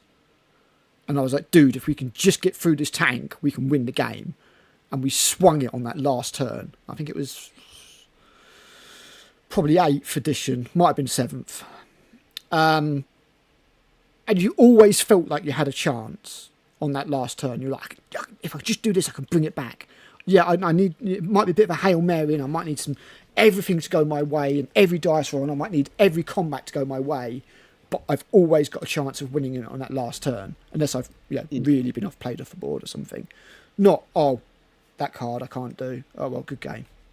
I'm sorry, that is just, some people might like it, but to me, that is just the height of absolute shit. I'd be so pissed off if that happened to me. Just a random card draw, and now you can't win the game. And I'm like, well, hopefully I've had fun playing that game over the last 2 or 3 hours or whatever, but you've still sullied my enjoyment of it by, because winning doesn't have to mean everything, obviously, but you still play to win at the end of the day. But yeah, having stuff pulled out from underneath you, like, even if it's a chance to win, it's just a bit of a sour on it. You're like, that sucked.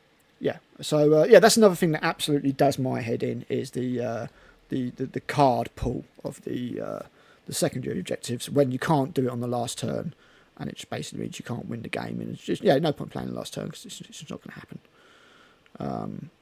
That kind of weird math hammer part of it, I don't like that. Guys in the chat, if you have got anything that you don't like about modern 40k, or hell, even 40k in general, please let us know and we will discuss it. But in the meantime, it is back over to you, Matt, to give me another reason why you don't like 40k at the moment. Because I'm old and miserable. Well, that goes without saying. Between us, we've gone through my 40k's poo sad face list, so I'm just like, no, done. Oh really? That's all you got? Yeah, that's all I had. I was just like, nah. It just makes me fucking miserable. It's like when Votan popped up in 9th, I grabbed that army box because I thought he looked great, except for the weird topless guys. Mm-hmm. And I read through it, and the lore was awesome, and I proper enjoyed it, and it was all fresh and new, which is really rare in 40k to have a whole codex with brand new stuff in it that's all like you've not read it before, because it's not been a thing for so long, and it was great. And then actually, it must have been no, I think they did pop up in 9th, wasn't it? They were introduced in 9th. Yeah, and so and you get to the unit thing, and back then, fuck me, it was only like an edition ago. That's still 3 years, mate. And the unit data sheets were still interesting, and like all the weapons had like weird new types on them. Mm-hmm. And it was just great, because you'd be like, oh, what the fuck's that? And you go and look up the weapon type, and you'd be like, oh, this is unique to these guys. Bit weird, but okay. And this all looks really cool, and I'm looking forward to putting it down on the table. It's going to be awesome. And then 10th edition rolled around, and you'd like read through the new codex and see some of the newer stuff that they've added in, and I'm like, right, I want to fucking put these guys on the table. It's going to be great. And then like you turn over those last few pages and get to the data sheets, and it's just like, oh, for fuck's sake, they've turned it into like a kid's game. There's like no weapon skill, there's no ballistic skill. Mm-hmm. All that stuff's been half the stat line disappears. Yeah, half the stat line's just all fucking gone, and it's just like, why have you did that? You just oversimplified it all, and it just makes me miserable. that Yep. the lore is so good in some aspects, and then the game's been reduced to that, and it's depressing. Like, it shouldn't be, but like when something has been such a large part of your leisure time for like 30 years, which ain't being funny, it's longer than a lot of people that actually play 40k been alive. Yep. And then you look at stuff like that compared to how in depth the game used to be, and you're just like, oh, fuck me, like it's come to this. You know, just because you want more money and you want more people to buy more models. And you want it to be an e-sport that you can sell the rights to or whatever, potentially, You've had to simplify everything to accommodate that goal, and it's just like, you've just gone too far when it comes to we need two different versions of the game at this point, I think. Definitely. I think we need a game for the people who, you know, want to carry on in the vein that it is going, that I see 11th edition certainly continuing. And then we need a nice version of the game that, you know, is narrative and full of all the fun stuff that we never had, you know, we used to have, and we just don't get these days. Well, unlike you, Matt, I have got a few more because I am grumpier and probably not more grognardish than you, but certainly grumpier. I hate the fact that random tables have basically disappeared. That sucks. Where's my Warpstone table? It was awesome. You know, you would have random tables for all sorts of things, and they would never be anything particularly crippling. They wouldn't, you know, they might very, very, very occasionally cause you a problem in the game. I beg to differ. But our classic game is a note. Yeah, but I mean, that wasn't, you know. My poor spirits here vanished. It was funny. The price of a fucking herald that then finished off my Wraithblade unit, and then just when I was going to get revenge on him, he fucked off instead of warped the next turn. Outrageous. The gods of chaos giveth, and the gods of chaos taketh away. Exactly. But you got these cool things. You got these cool, memorable things that happen, and it was very rare that you'd get a random event that would actually, you know, prevent you from winning a game. You might have the kind of thing where you know, maybe you might lose a couple of models in the warp, or you might deep strike badly and end up on something like that. I mean, that was your game, depending on what you were trying to pull off. But, you know, these are things that happen, and you have unseen events in war that you need to try, and, you know, these things do happen. But what these random event tables used to do was inject a talking moment into a game of 40k. Every time. You'd be like, right, you're fine, as long as you don't roll, you know, a 1 or whatever. And boom, there goes the 1. And you go, oh, no, God, it's all gone Pete Tong. And now my plan lies in ruins, and I'm going to have to think of something new on the fly. And, you know, maybe I'll have to, you know, change my tactics or something like that. And you know, I used to love random tables. And sometimes they can be a little bit over the top. You know, I mean, God, the old Rogue Trader was full of bloody random tables. But I loved them in games like Necromunda and stuff like that. You know, I told you about the time that I showed Mark. Choose your next words very carefully. Necromunda. And okay. I let him use my Esches, and I was using the Delax. And without meaning to, particularly, his dice rolls were terrible. Pretty much knocked most of his models out of action, and then he was rolling for his models after the game, and like out of a gang of like 9, 6 died. Like dead. I remember you saying that, yeah. And I was like, right, you're fine as long as you don't roll a what? Oh, well, you're fine as long as you don't... Oh, fucking hell. How? How? I'm trying to show you this fun game. And like one of the ones that didn't die outright got like multiple injuries. And it was just like, oh, God. To this day, I don't think I've ever seen somebody run so badly on those random tables. But, you know, they were fun. You never knew exactly what was going to happen, you know. Like I say, I had the game against Ben's Van Sars, where his leader got a head wound and captured my leader. So in a move that would absolutely be cancelled these days, we said that he's gone a bit batty and was cross-dressing. So like, dude, his Van Sar in bloody corset and stuff like that. We never got around to it. But it was, you know, these were the discussions that were had, you know, the flavourful discussions about your models, about your armies, not hello mate, good game, goodbye mate, I won, I lost, or whatever. You had these narratives that would establish themselves over the course of your games. You would get to know your army, you would get to know your units. Some units would perform well, they would be honoured, maybe you paint an honour on them. I did, maybe they might have some injuries and stuff like that, and maybe you might want to say, you might want to represent that. Maybe a squad would take a particular beating one time. You'd be like, right, I need to give a load of them bionics or something. That just all seems to be gone, and part of that is with the models, that GW just don't seem to make their models as customizable anymore. They go together like jigsaw puzzles. They're certainly designed more for the painter than the gamer, which is the eternal GW paradox. And that narrative just seems to have been lost, unfortunately.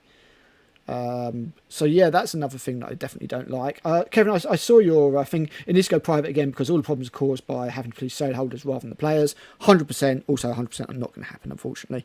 You are going to have to look elsewhere, because yeah, that's just never going to happen. I think GW are currently worth more than British Gas, and 5.8 billion or something stupid like that. They made the stock exchange, for Christ's sake. The FTSE 100.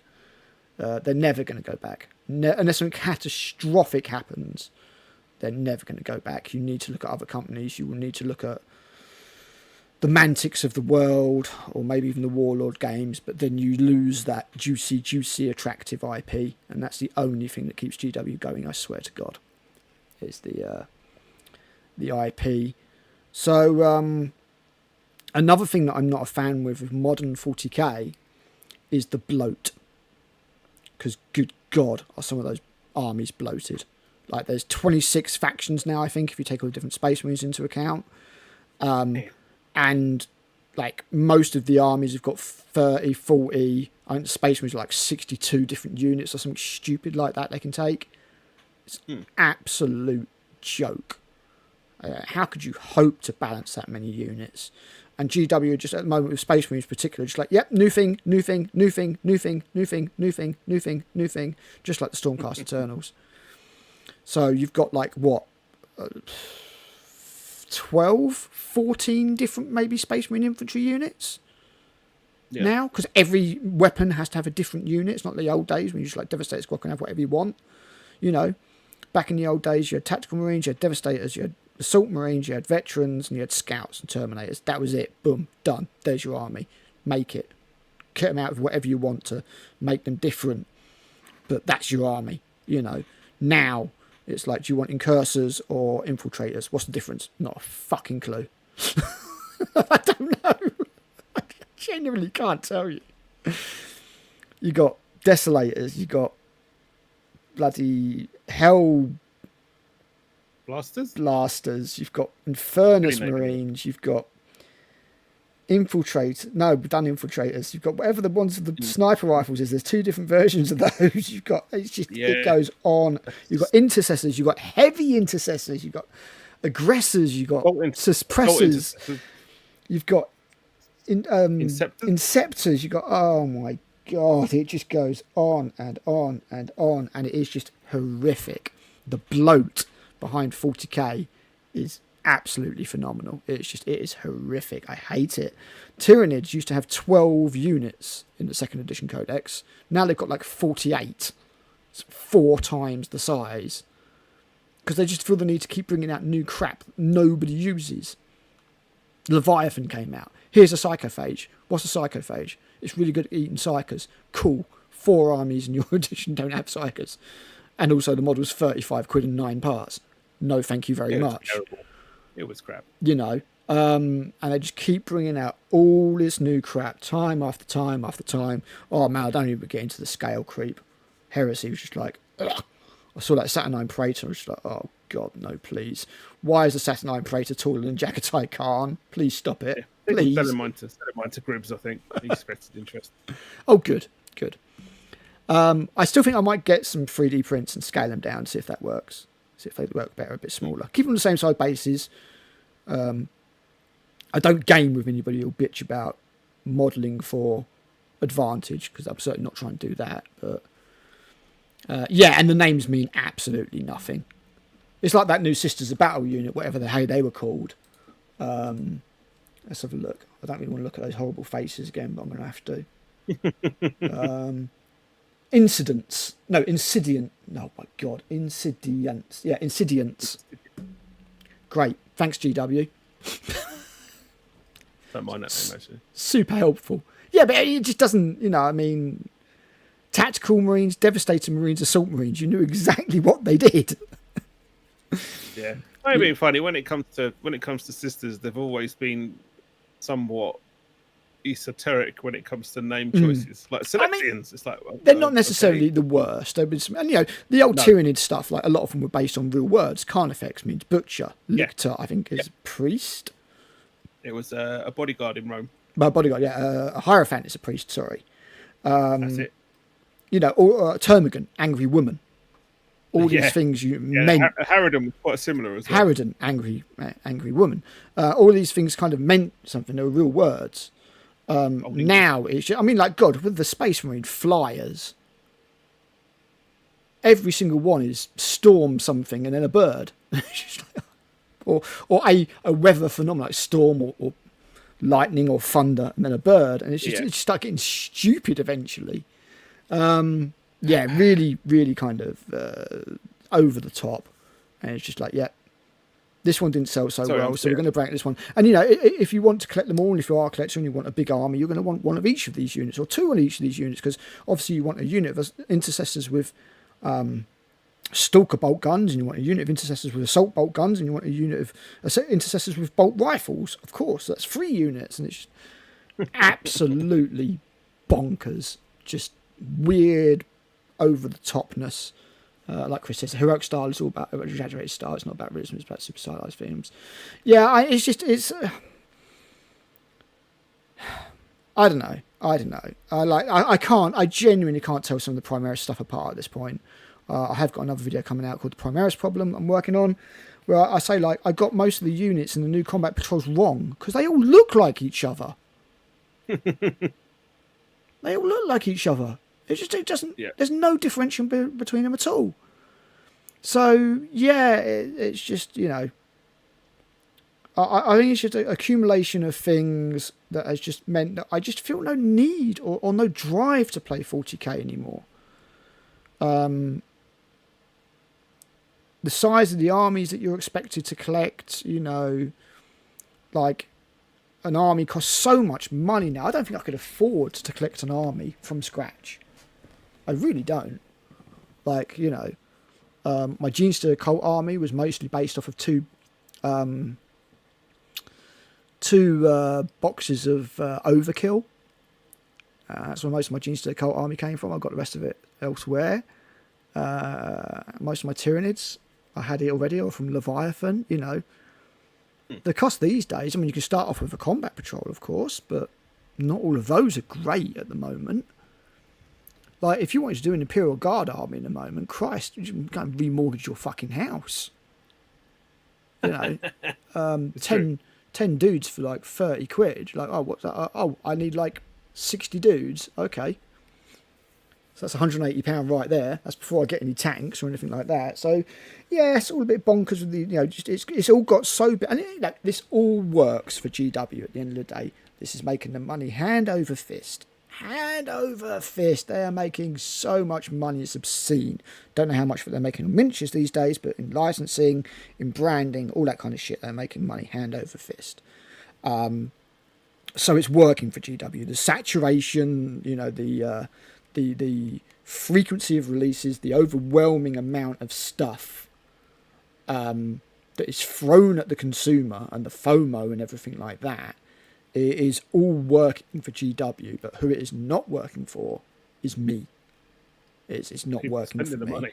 It's overwhelming. It's too bloody expensive. And stuff's out of date so quickly. And with that, I will bring you to the last thing. It's certainly not the last thing that I hate. I hate about Modern 40k, but it's the last thing we're going to talk about tonight, because I feel like Matt needs to get a bit of democracy in before he goes insane. Definitely. I hate the way they update the game. I hate the way they update the game every 3 months, render your codexes out of date, render the data cards that they sold you at the start of the edition out of date, both in 5 minutes flat, have changed actual cool rules in the rulebook to the point where the rulebook is actually no good anymore. And they basically invalidate absolutely everything in this horrible drive for balance, which, as I say, it's not necessarily a bad thing, but it is one of those things that I think is overrated. As long as the game is fun and it is not horrendously balanced, then I think that's not too bad. But let's face it, GW had an unbeatable Eldar army at the start of this edition, and it took them forever to fix it. Endless nerfs, endless fucking over with armies. We had the system where we had 2 codexes come out at the time, and one would be good and one would be crap, because one team apparently didn't know what they were doing, and they're constantly fighting fires, and they make a change, and then 3 months later they go, that change was too much, get rid of that change. And your army is just constantly changing, and I hate that because it never used to be the way. Some might say it went a bit too far the other way, because if you had a crap codex, you were stuck with a crap codex. I'm not saying don't update the game at all, but I'm saying that I do not want a £37.50 codex that I buy to be out of date 2 weeks later. And that's what happens. Or, here's a set of data cards for the new army that we're releasing, which cost you 20 quid. Oh no, 3 months later, we've updated the game, we've updated the stats, we've updated the rules, it's out of date. Which is the kind of thing that's happening to all the games at the moment, including Kill Team, including Underworlds. Christ's sake, GW, if you are going to update your game this regularly, you have to make all your games digital, all your rules digital, and all your army lists digital and free. And maybe sell a subscription so that people get them updated for free, but if not, then provide the free rules, and it's just up to them to download the rules and print them off or whatever. You can charge them to keep them maintained. That's fair enough. If you're going to charge somebody like $5.99 a month and say, look, this gets you access to your army's rules and they'll always be up to date, always, that's kind of fair enough. But it's just constant churn, seasons, almost like a season pass type thing going on. And we all know what's going to happen. We're going to get a big campaign at the end of the year. It's going to introduce loads of new characters. And then they'll reset the whole bloody thing. And you need the app to know the points. I mean, to be fair, I think they do provide those points for free when they update in the Minotaurian Fields manual. PDF, but it's just more of a chore. You have to go. But it's just more, it's more of a chore. And again, I wouldn't mind the points not being in the things if the points were the only way they updated the game. If they were like, look, we need to rebalance this, so what we're going to do is we're going to raise the points by 10 points.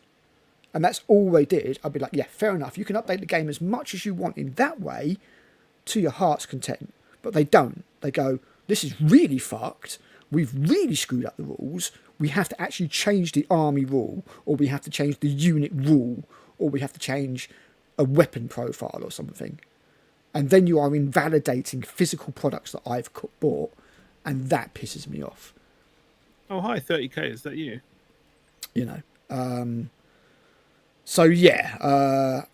I think that covers it. We will always love the world of 40k, Matt, won't we? Maybe a little bit less than we used to, because they have started less grim darkening and it's getting a bit teen, I suppose. But certainly I have fallen out of love with the game. It's gone in a direction of competitive, get your games played, get them done, get them out of the way, not cherish those epic story moments that you get with your friends. And that makes me sad, dude. That makes me sad. Yep. Because we've had many good times playing 40k over the years. Be it people going, oh, for fuck's sake, how are you bringing your Necrons again? Fuck, man. Or, just whatever. There's been all sorts of moments, all sorts of great memories shared over like a Wayland burger or whatever. Playing the games at their hobby centre. And I don't feel like current 40k caters for us at all. It doesn't. I feel like Heresy does, but Heresy has its problems nonetheless, which we have discussed ad infinitum, and I don't particularly want to go over them much more, although I might have one more video of kind of a clarification nature coming out soon, depending on what I hear. Speaking of which, is it worth mentioning the Wayland thing very briefly? I don't... Potentially. I want to do a bit more digging in and speaking to somebody. Somebody at Wayland reached out, basically, based upon a previous speculation video. And it seems that some of what was speculated by myself and others may not have been accurate. I've been provided with some information. I don't know exactly what information I am at liberty to discuss. When I do know, I will discuss it. I will discuss it and share it. Simple as that. But it was a very nice communication. It wasn't somebody going, "Oh, shut up." Oh, yeah. It was very nice and forthright. But I want to get a bit more info before I come back on anything. So I think we'll leave it there. I think that's fairly well discussed it. Matt, I don't suppose you've got a D10 there, have you? I had a D20 on my desk somewhere. I mean, if you've got a D20, you can roll that one half it. That works. Oh, the suspense. Oh. That's a 12. So It's a 12, so a 6. Yep. Okay. So now I need to bring up the page that I stupidly deleted. Yeah. I had so many tabs open. Guys, I've found a new channel on YouTube where they have celebrities eating hot wings. It's called The Hot Ones. And it's actually really, I mean, it's entertaining watching celebrities kill themselves with Scoville ratings and capsaicin, but there's actually really intelligent interview questions on it as well. It's very cool. Right, 40 days second codex is in order.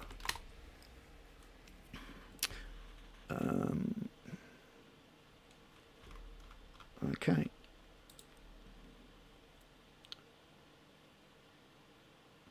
You rolled a 6, yeah? Yep. Okay, that will be Codex Imperial Guard. What? That'd be a good one to look at. Loads of different regiments rather than just the 2 regiments that we have now, I think. Cadians and Krieg, is that it? I don't want to count the Catechans. Those guys look bad enough. We'll be looking at Talons. We'll be looking at Valhallans. We'll be looking at Mordian Iron Guard. We'll be looking at some old Catechans and old Cadians. We will be looking at 2nd edition Imperial Guard Codex. No Astra Militarum bollocks here. That will be Monday next week, unless anything goes pear-shaped between now and then, which is possible. I'll let you know with a post. Stay tuned. I will try and get a video out this week as well. And thanks for joining us, guys. It's been a good little discussion, good little chat. And I look forward to getting into the 2nd edition Imperial Guard Codex next week. It'll be more enjoyable than talking about in 40k anyway. Indeed it will. Cool. Right, we will see you later, guys. Thanks. Cheerio.